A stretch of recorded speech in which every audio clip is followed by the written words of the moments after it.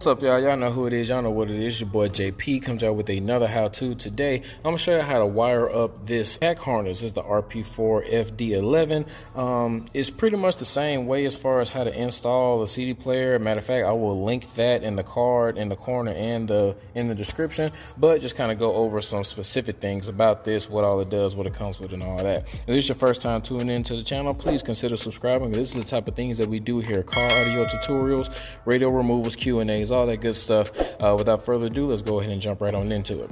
The main reason that you need this harness is because, well, for one, it has your steering wheel controls built in, and we'll talk about that a little bit later. It retains your warning chimes, and if you have the audiophile system, which this one does, it integrates that as well. So it's kind of like the all-in-one.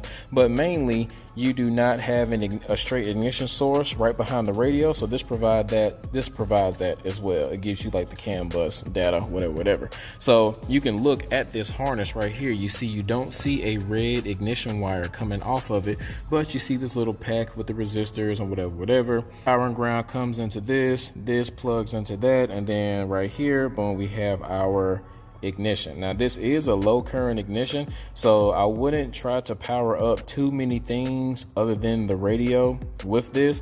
And the reason I say that is because let's just say you try to, power up multiple things. Like you got some LED lights that you want to go up on the floorboard, your backup camera, you want to keep it on ignition and the radio. It might not be enough current for this to actually run all of that stuff. If you want, you can put a relay on it. I actually have a video on how to wire up a relay so you can get more accessories, all that type of stuff. But I would just the radio itself on this. Other than that, let's go ahead and jump into this harness. This right here is your steering wheel control harness, and it plugs in right here. Very simple. All right, so we have that plugged in on this side, and it comes with two connections. So this is the 3.5 millimeter jack that will go into the back of the radio. If you have like a Pioneer, a Sony, a Alpine, they have the 3.5 radio. So you'll see right here where it says remote, and then there's that blue one. That's exactly where this goes.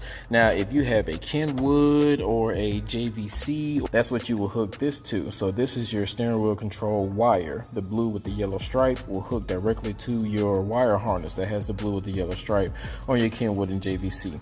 We don't need this, so we can either cap it off. I usually like to do like a loop and then put another piece of tape on it and just kind of leave it like that. But that's that part.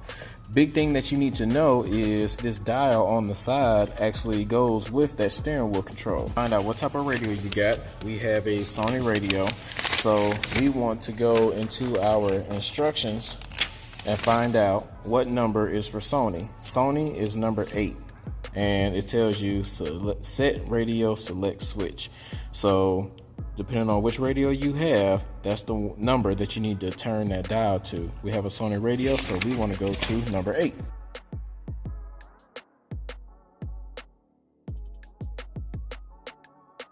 In order for this thing to be programmed, the dial has to be set before you actually connect power to it. I can connect this harness up to this all day without having to worry about it, but before I connect it inside the car, that thing needs to be set to where it's going to be if we're going to utilize our steering wheel. Guys, so after making this whole video, I actually realized that I didn't show you the other Pac harnesses and how they are different. So this is the one that the video is actually about, and these are two different ones. This is one for a Toyota and this is one for the GM. Now the main differences I just want to show you real quick is that even though this one's for amplified and non-amplified versions, this one actually has two different spots for your amplified vehicle and your non-amplified vehicle. So when you have that harness, if you don't have the Bose system or the non-premium system, then you will put your harness in the non-amplified side, which basically means that the speaker wires go through here straight from the harness to the radio.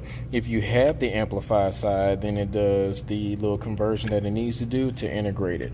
Now your Toyota harness has the exact same thing as far as non-amplified output and amplified output, but on the steering wheel control side, it's a little bit different. As you can see, this one has the dial, and this one has the dial as well for your steering wheel controls. This one does not. It has dip switches. So You'll still have to go to your manual and look to see what dip switches have to be up and down to go towards your radio, but those are just a few of the differences that I wanted to kind of show y'all before I got too deep off into this. All right, back to the video. All right, so now that we have this plugged in on this side, that's pretty much good to go. This is going to plug to our steering wheel controls. That's good to go. This part's going to go into our car harnesses. Now we actually have to wire up this piece. So there's a couple different ways that we can do this. We can twist these together and solder them and heat shrink them. We can twist them together, solder and tape. We can use these little red butt connectors, or we can use some crimp caps. And it's really just your personal preference on what you want to do. Solder and tape, solder and heat shrink are the best connections out there. I'm probably just going to twist these up and put a crimp cap on them. This is going to be quicker for me to do this. I know a lot of y'all thinking like, man, don't use that crimp cap, it's not going to look good, but at the same time, I'm still going to get a wire-to-wire connection and a good solid crimp and only 1 point of resistance versus using a butt connector and having 2 points of resistance. Now, I could use the butt connector if I just want to test to tape it all together, making it look real nice and neat. Midst of trying to make this video for you guys, and you know, I have other cars I have to work on today, this will be good, and I'm still going to zip tie it up to where it looks clean. I don't really like no dirty work. So if you guys want to know what these aftermarket wire colors mean, I have made a video on how to wire up a wire harness, and that's going to be down in the description and a card in the corner, and that's actually explaining what the wire colors do. I'm just going to go ahead and wire this up.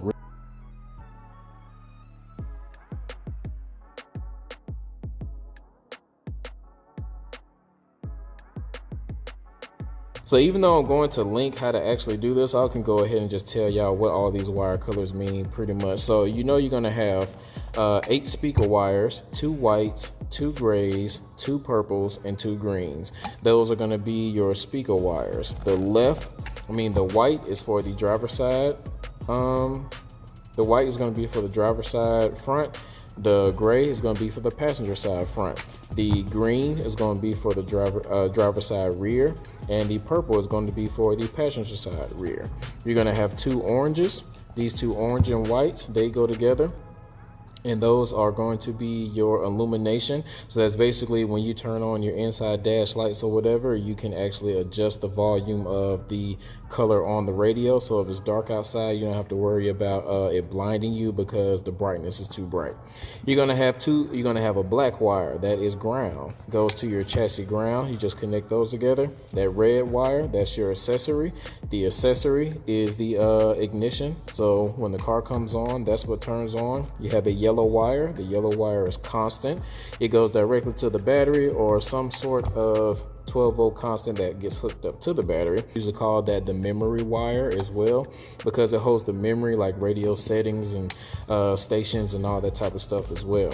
All right, so next I want to talk about this little taped up bundle of wires that's coming kind of directly off the module itself.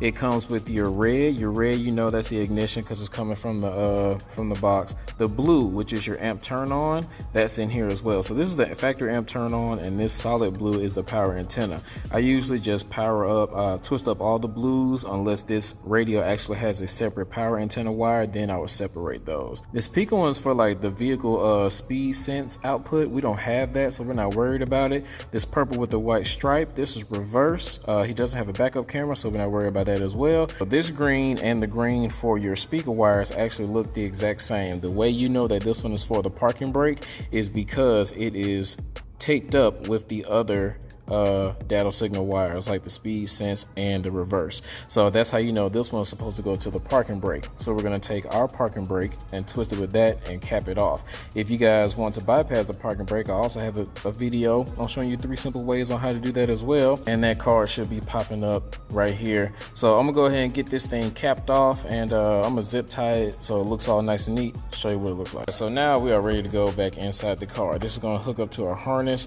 We have everything hooked up to our actual module, and we have that zip tied the harness along with that, so it's not just slanging around, laying all over the place. We also have this right here, got a little tension on the cap, so there's not going to be anything to actually pull those things apart. And we have all this stuff ran in line real pretty to where everything can just plug in where it needs to go, and it looks neat, you know what I'm saying? So let's go ahead and plug this inside the car and make sure that everything works. This actually doesn't have any auxiliary or rear seat entertainment, so we're just going to disregard those, but it does have the factory sub, so we'll be plugging this into the sub output. So let's go ahead and plug this stuff into the radio.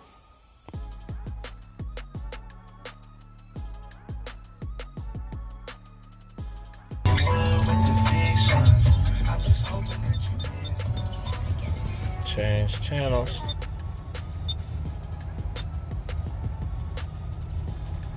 Media.